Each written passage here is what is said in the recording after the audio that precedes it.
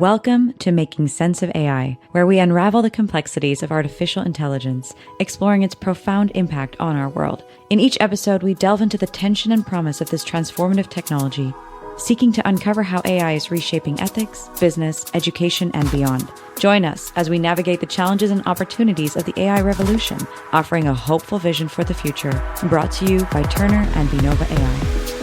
Today, I am joined by Ewoud de Kok, CEO and co-founder of Feedback Fruits. Starting as a student member of the Dutch National Accreditation Committee at TU Delft, Ewoud co-founded Feedback Fruits in 2012 to enhance educational interactivity. Today, Feedback Fruits collaborates with over 100 institutions worldwide, including 20% of the top 100 universities. Ewoud also serves on the boards of EdTech Europe and the Dutch EdTech Foundation, and he leads the Trust Framework Initiative for Ethical EdTech Practices. Join us to uncover the latest trends and innovations in education. Ladies and gentlemen, join me in welcoming Ewoud to the show. Oh, thank you very much for having me, and also thank you very much for that great introduction. Pleasure. So I think what I'd love to get started with you on today is a little bit about your journey and why and how did you become such a success story in the education space? Thank you. So the start of this all was at the Technical University in Delft, which is in the Netherlands. And in Delft, I was studying climate change because I was determined to start a climate tech company. So I studied specifically sustainable energy technology at physics.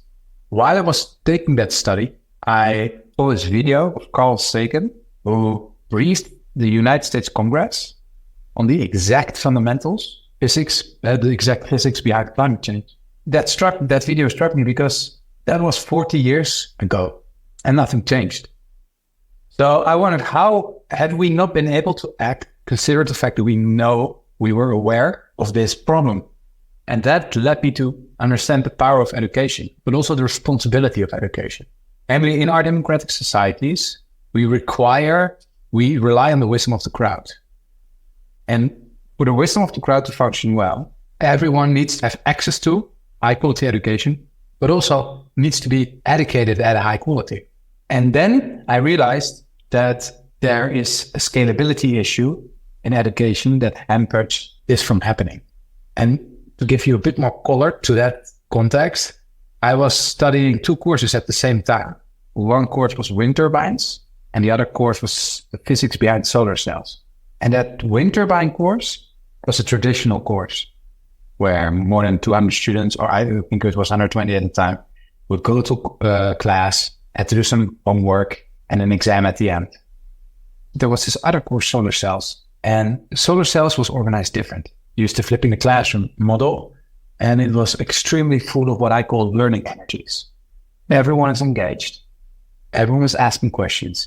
This was the course that I had expected actually all courses to be in higher education. And the important takeaway also is that course was, one, very engaging, but two, I can still recall the exact physics behind solar cells.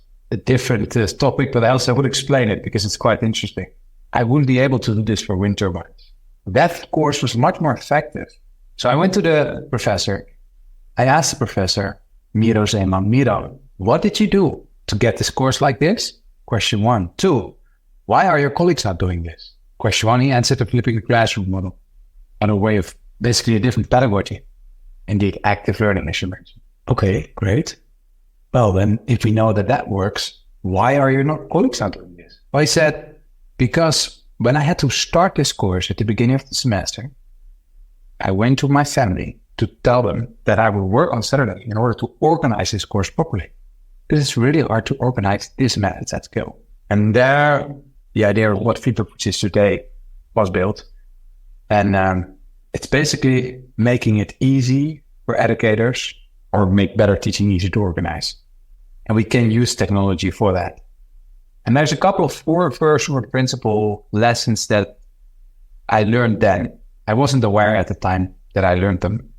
Later down the line, when growing the company, I realized how important they were.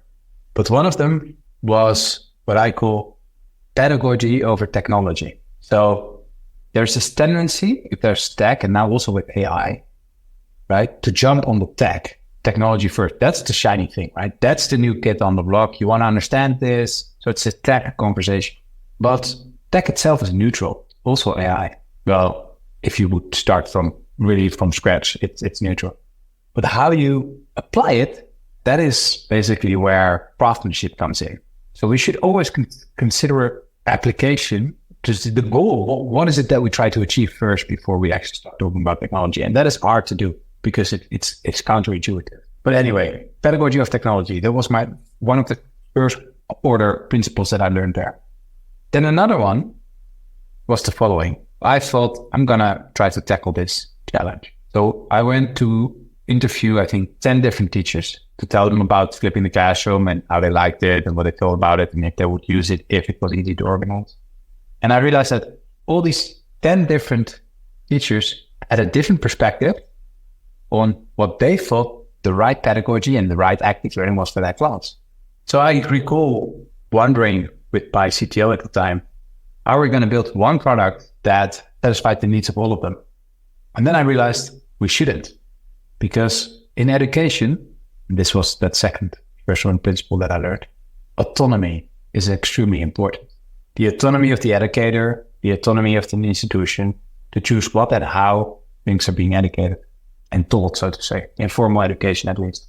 And that lesson is also something that I still hold very close to me. I can imagine. And I think one of the main things that people forget is that before you apply any kind of tech, you need process and you need steps. And that's really where that critical thinking idea comes in. How do we critically analyze which steps, tasks are the most important, which we can automate, augment, or alter with whether it's AI or another technology? So one thing that I've experienced working in this space is the difficulty of, building the product is one thing. We interview our target audience. We sit with faculty. We sit with students. Sounds like you did the same. But where the challenges also arise are around that step towards implementation. I think this is deeply cultural. Perhaps in the Netherlands, it's related more to a, doe maar normaal, dan doe je al gek genoeg, which translates roughly in English to don't act too crazy. It's kind of a weird way of stopping innovation in its tracks.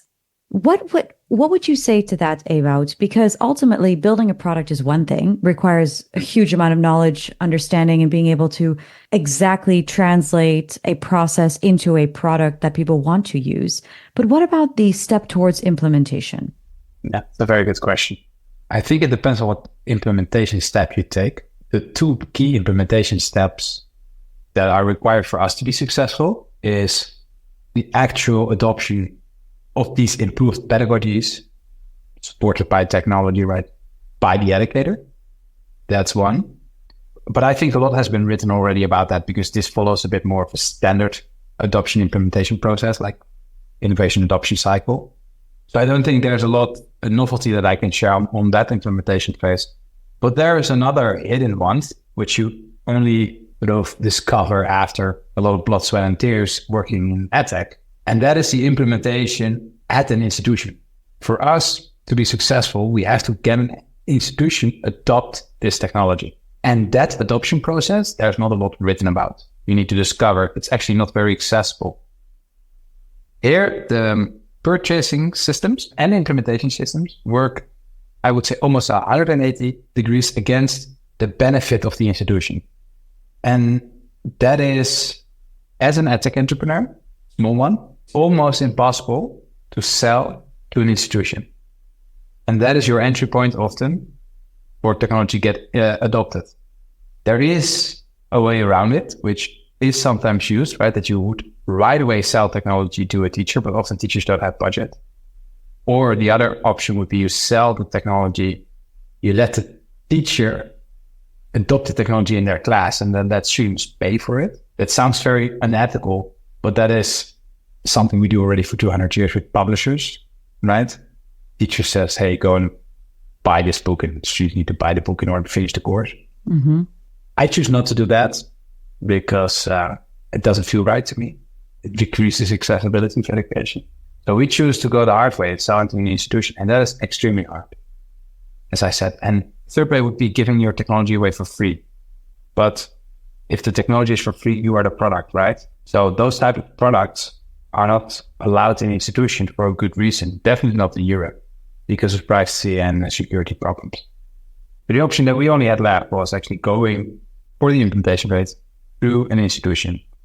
And that is a terrifying process. It's something that's very hard to understand and basically kills innovation. And by killing innovation, you don't let newcomers join the ecosystem. And because you do that, the existing players in the ecosystem can be extremely dominant. And these players have legacy technology. There's no incentive to improve it. And they're misusing that vendor lock-in. But that vendor lock-in is not something that they created. It's something that the system allows for because it's so hard to access for smaller companies. So that's from a system perspective. I think if we would solve that problem, so basically how tech get purchased at institutions, then we could create more accessibility and more market dynamics, which would really help a lot. Mm-hmm. But then there's also another friction point. And that is an interesting one because that friction point in this implementation process is not necessarily a legal process, like tendering is, but it's more of a cultural process. And that cultural component has to do with the following reflection. Like education is a public good, at least in Europe, and to a big extent also in the US. And it's a huge sector, right? So just there's a lot of money being spent on education, more money than there is on, well, a lot of other industries, including fintech. But it's a public money, right? It's public money spent on public organizations. There's not so much private components in that industry, except for the publishers that I was just already referring to. This means that, and I think this is also for a good reason, and don't get me wrong, but if you want to improve teaching and learning, then often you need to innovate. And public institutions, especially educational institutions, are great at continuing their own legacy for the coming year, if on the rate of 200 years and even longer. So they are designed for resilience, not designed for change. So these institutions getting innovation off the ground and implement it themselves was extremely hard. So that's, I think, the power of private companies. But then if you get private companies working closer to education, you have a cultural difference. Because the people that work in education, they do this because for the greater public good. And entrepreneurs also are shareholders and also therefore add another reason and that drives them, namely profit. And that is something that goes against the culture of education. So that friction creates a lot of distance and makes it next to and makes also people hide behind processes. And then the sort of the thing that I still have troubles with today is people don't really mind spending a lot of money on very big, almost anonymous organizations, right? Because that's just how it always has gone. But when there's a small entrepreneur that needs a tenth or even a lower percentage, right? That tries to really solve a problem through innovation, right? That you try to address. Then all of a sudden there's this human connection, but then the humans are misaligned, partly misaligned, right? Because of what I just described. And that creates a distance. Sorry for describing it this way, but I think it's important for us to realize that that is the dynamic. And that dynamic makes it very hard for basically companies and private initiatives to help in the transformation of teaching and learning, while we know that those are the ones we require for this transformation. So I see those two obstacles when it comes to implementation, with the first phase of implementation, and that is actually acquisition, right, of the technology. Then after you did the acquisition, it actually becomes much easier. Because once it's, there's one, I would say, important component of implementation after the acquisition, so basically after the institution acquired or bought specific technology, namely very proper integration into the existing ecosystem. And this is, I think, entrepreneurs, especially startup entrepreneurs and scale-up entrepreneurs, tend to sometimes forget that there's more than only their company, right? Because they are they live and breathe their product, they live and breathe their company. That's the thing that is so important. But in reality, it's a very small thing, right? Element of a much bigger picture. And in order to be successful, you need to make sure that you very properly integrate into the already existing ecosystem, significantly reducing the implementation friction. So this is also one of the reasons why I joined the One EdTech board, European One EdTech board, right? That's the standard body behind what we so-called interoperability standards, or those are basically API descriptions, how APIs should function in order for technology to properly, be able to communicate. And that's required for that integration to happen properly. So that is another very important success factor for implementation. And then the last one is, again, autonomy.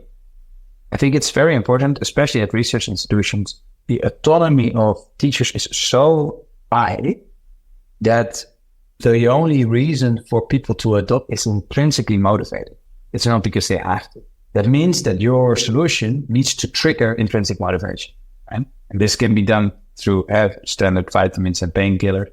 Considering where education is today and the amount of burden you have for educators, I think it doesn't really make sense to focus too much on vitamins from an implementation perspective. You rather focus on painkillers because there's intrinsic motivation for painkillers, right?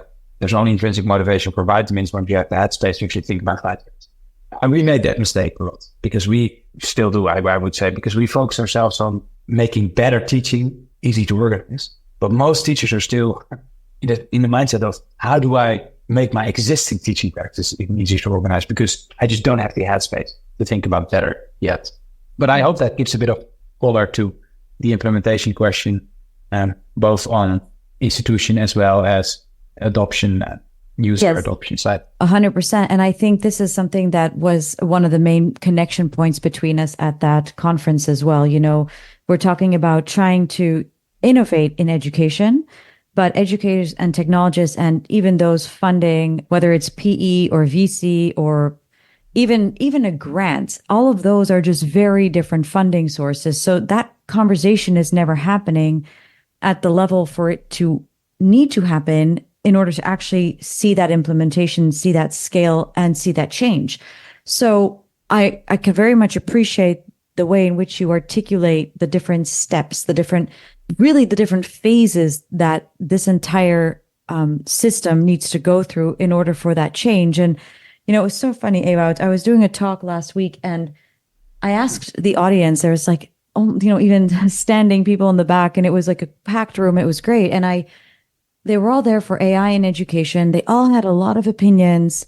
And I asked, how many of you have actually signed a contract with an AI solutions provider? And I don't mean, Microsoft, and I don't mean Google, because those are obviously, you're either on one of the two, which is also another conversation for another day, but nobody raised their hand. So for me, we talk a lot about artificial intelligence or innovation in education.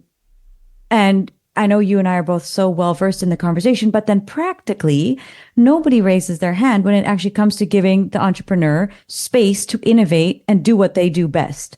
So I think this is a really interesting dynamic that we're dealing with. How do you suggest that educators develop better relationships, develop a better sense and a better ability of understanding which type of technology supplier or provider they should be speaking to or looking at? Thank you. Thank you for shining a light on this, because it's a systematic problem. A lot of talking and a lot of, talking from a high horse. May I say this correctly? Like, I'm not burning my hands because I do nothing, but I have a lot of opinion on what would look like. And if you do something wrong, I will tell you do. But I do nothing. It's a lot of that. And it's so counterproductive. It creates a culture of inaction. While we require action, we also require action to continue to live by our values. And you can sit on your high horse and tell about values, but the only way to truly protect them is to be in the field, to build the greatest solutions out there based on your values, right?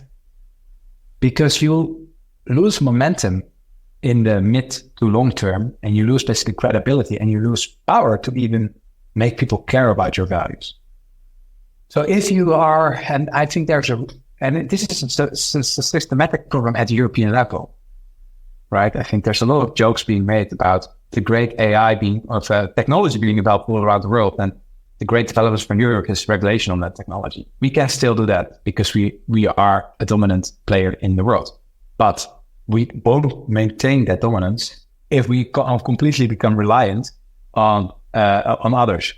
And that in a smaller scale is also the case for institutions and for educational institutions. I mean, as I said, it is a public good for a reason. There are these public values. But if there are private companies that will become so much better at delivering amazing learning experiences for students, or for basically people that come out of high school, then students will start not enrolling into the traditional education anymore. And you lost your momentum to basically act on the responsibility you have, and that is creating that wisdom of the crowd. At least that's how I look at it. It makes you a fossil, right? I'll just 50 years down the line, you're nothing anymore. I think the 50 years is generous. I was just thinking about it this morning,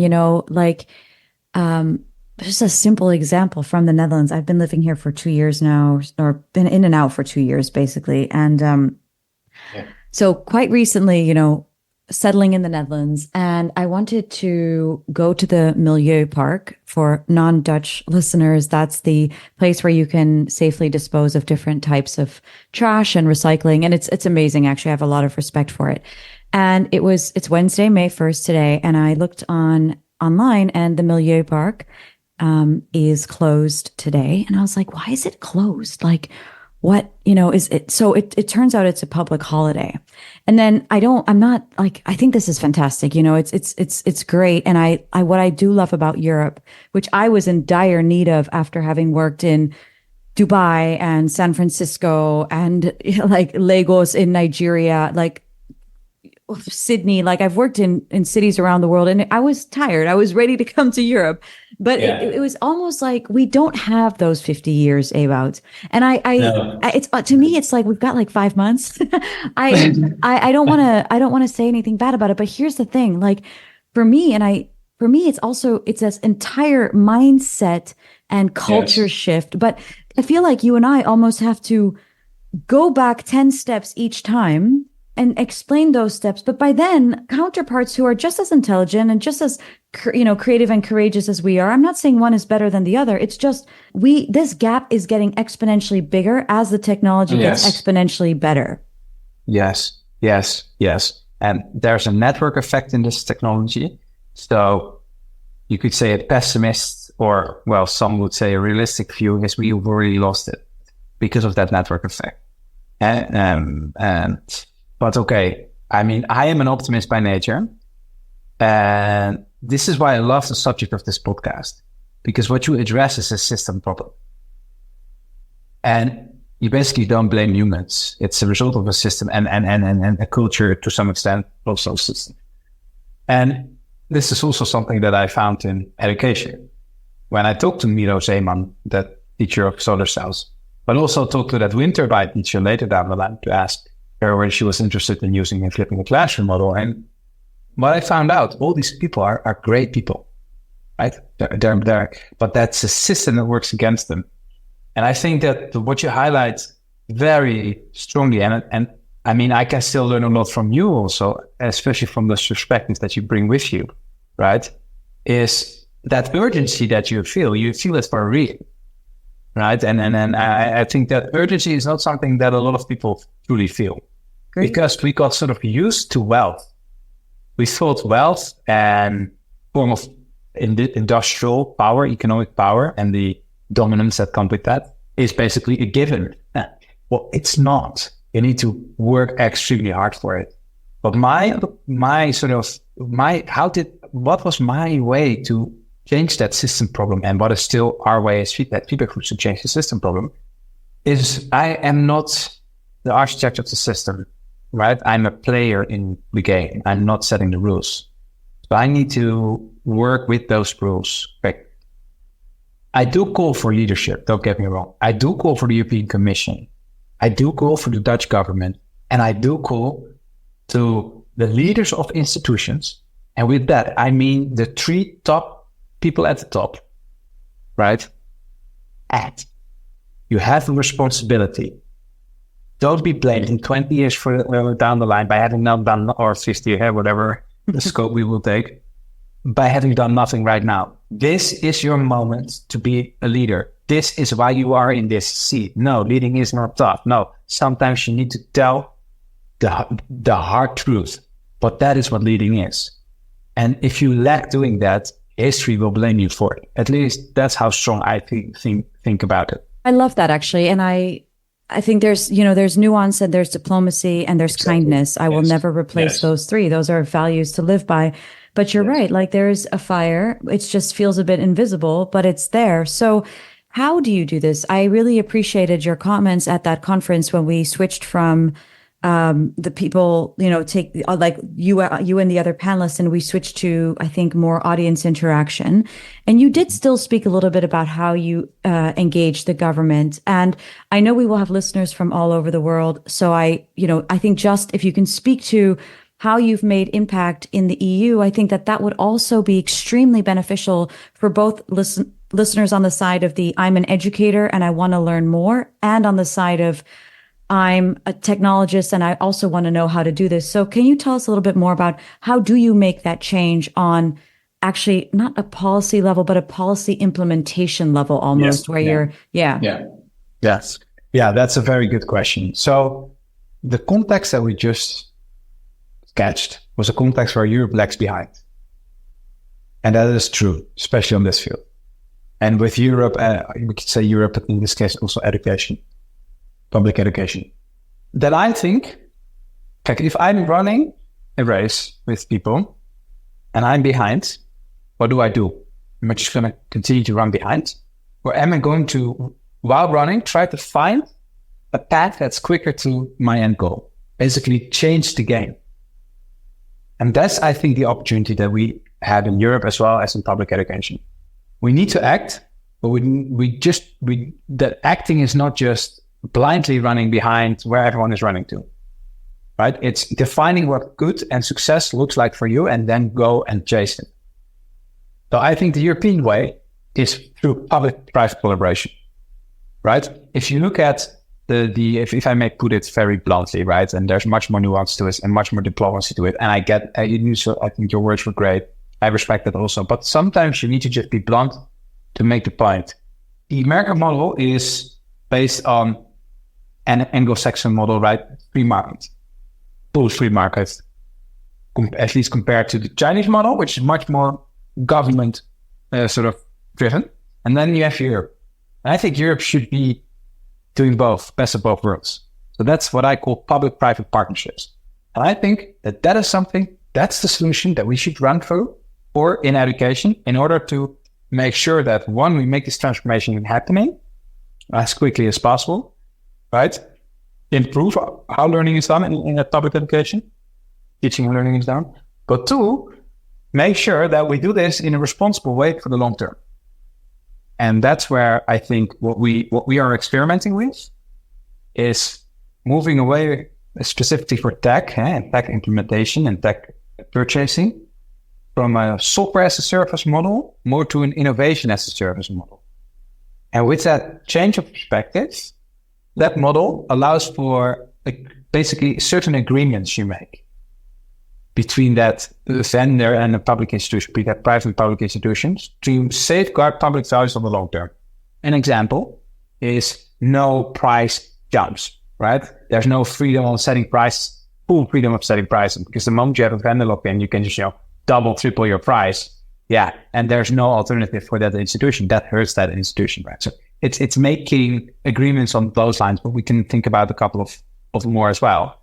And if you have then proper agreements, not too bureaucratic, not too hard to explain, but just straightforward and also clear on why they're there. So you set the rules of the game together as an industry. So with these public vendors and private vendors, but then use innovation as a service model and then try to run as fast as possible. Mm-hmm. That is at least what we are trying to do. And we have our first collaboration that is actually in practice, started the 1st of January 2024 in this mindset. And then this is where I get to how do you create change while you're not setting the rules. And that's true for me. I'm an entrepreneur, so I need to navigate within the rules. I don't set them.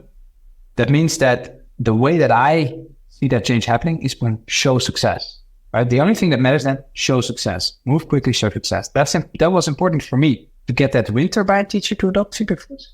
I had to show her the success of the implementation, right? And that I think also that is important for this public-private partnerships. Let's make sure we make it extremely concrete and we show the success that comes from it.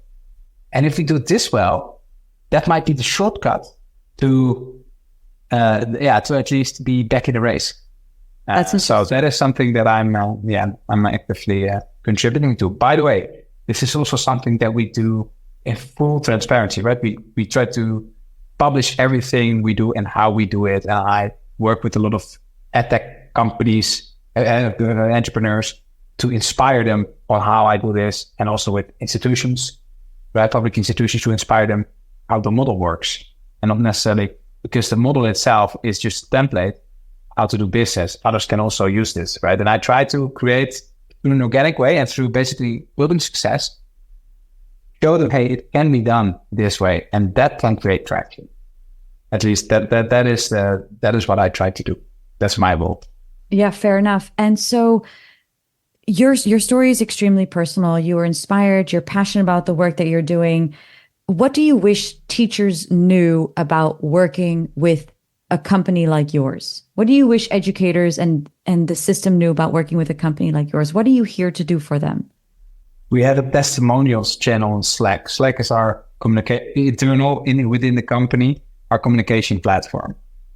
And there's basically a room where we talk about a specific topic. And one is that it's called testimonials. And those are testimonials of teachers that actually applied it in practice and how that changed their life, right? Because this industry is so hard for innovation to get through, these teachers need to work with extreme legacy technology and legacy solution.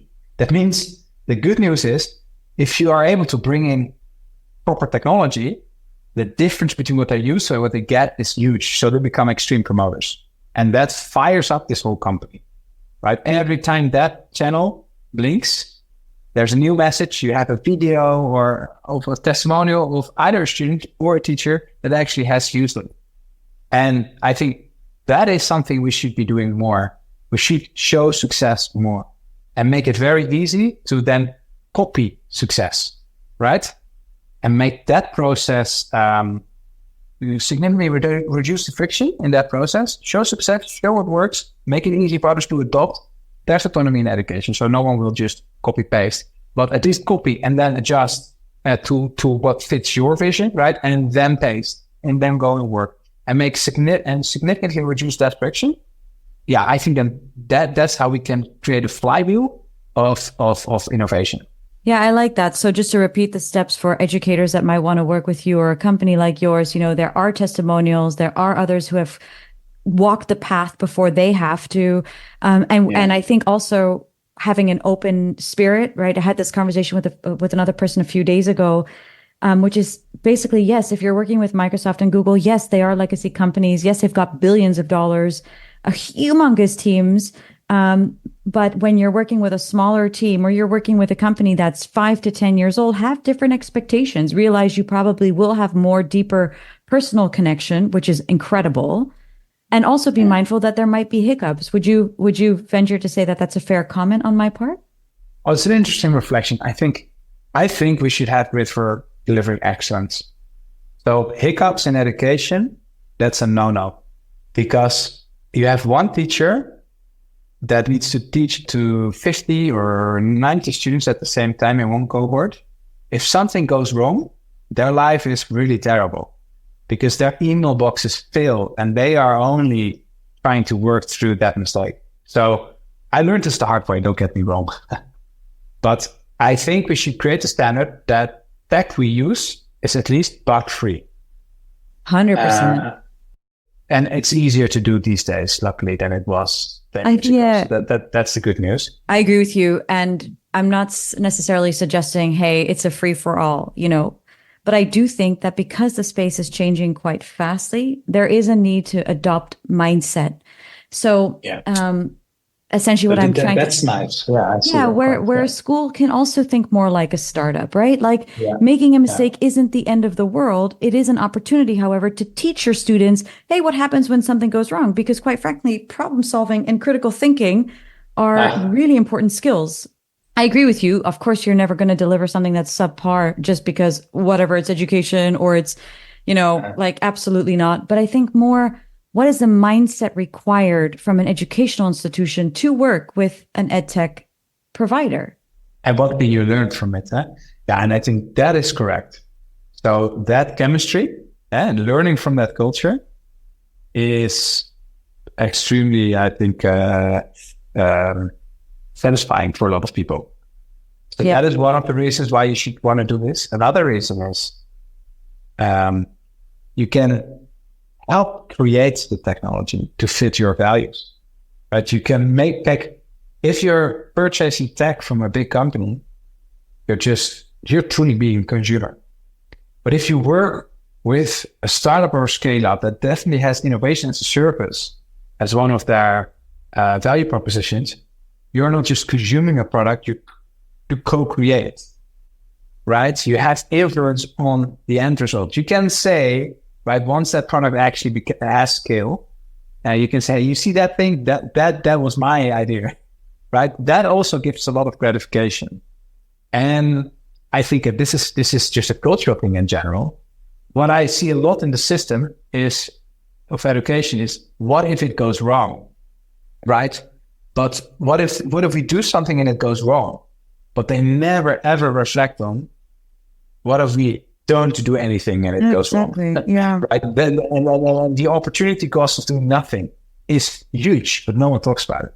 But that's a mindset for an entrepreneur: is you need to do something. If you don't do something, you're going to go bankrupt, right? So that's just the state of mind. And I think, there's a lot to learn from. I think as an entrepreneur, we also have like a high, I don't know, I don't want to speak for you, but I definitely have a bit of a high risk profile, probably also because I worked in countries like South Sudan and Angola. Like you need to have a bit of a risk appetite, but, the beauty of it is I genuinely believe that when you have that open mindset and you're like, cool, we'll iterate. All right, we're going to fix it. No problem is that big that we can't fix it, or that we can't work on it and solve it together, reiterate. And that is actually this beautiful mindset that entrepreneurship can also bring to an education domain, which has been quite binary, quite rigid for a very, very long time. Ewoud, you have such a beautiful way of structuring your experience and your knowledge. And I really think that's, absolutely. I think this is very admirable, and it's going to be wonderful for our listeners. Is there anything else that you would like to share? Yeah. There's one thing I like to share, especially also, I can't clone myself, but if I could, I would be in politics, and I would also be in leadership positions of these institutions, because I want to, from a citizen perspective, the European citizen perspective, valuing the European values and the Western values, you could say, or basically actually the humane values, humanity, please act. Because the cost for you of doing nothing is so big, you just don't pay it now, you pay it in the future. But you need to act now. Take that responsibility. Please do. Be a leader, and be a true leader. And just not be a what is the right word for that? But a bureaucrat or a director. No, we need leaders right now. Today we need leaders. It's not. We used to have to have people that would, lead an institution, a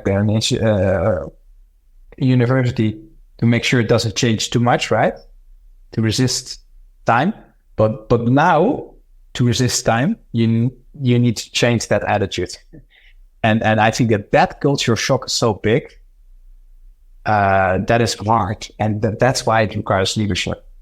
So I call out to the leaders, and often they are not the one, maybe not even the one by title today, but it's a personality trait. Please step up, because we need you.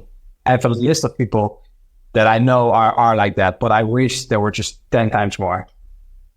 That's beautiful. I really appreciate that. And it also takes courage to say that and to call it out how it is. Thank you so much, Ewoud. It was awesome getting to know you this way. First of all, I know you and I should definitely spend a bit more time talking, not just talking, but doing and seeing what can be done in the landscape. Yeah, wonderful. Thank you. Thank you. Thank you so much. Really appreciated having you today and very much looking forward to connecting again in the near future. How can people, if at all, what is the best way for people to follow your work, to follow Feedback Fruits, or to get in touch with someone on your team or even yourself? Very good question. LinkedIn. Go to LinkedIn, connect with me, follow me, follow Feedback Fruits. I think that's the way. Also, that's not LinkedIn, but if you want to understand a bit more work when it comes to this public-private partnerships, right? We try to establish an education. Go to trustframework.eu.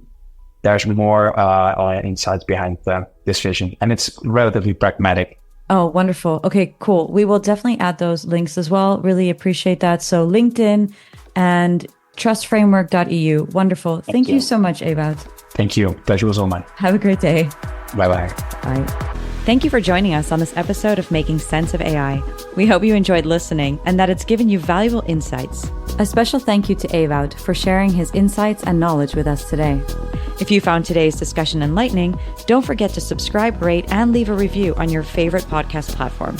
This podcast was brought to you by Turner and Binova AI. To deploy AI at your business today, reach out now via the links in the description or directly on LinkedIn.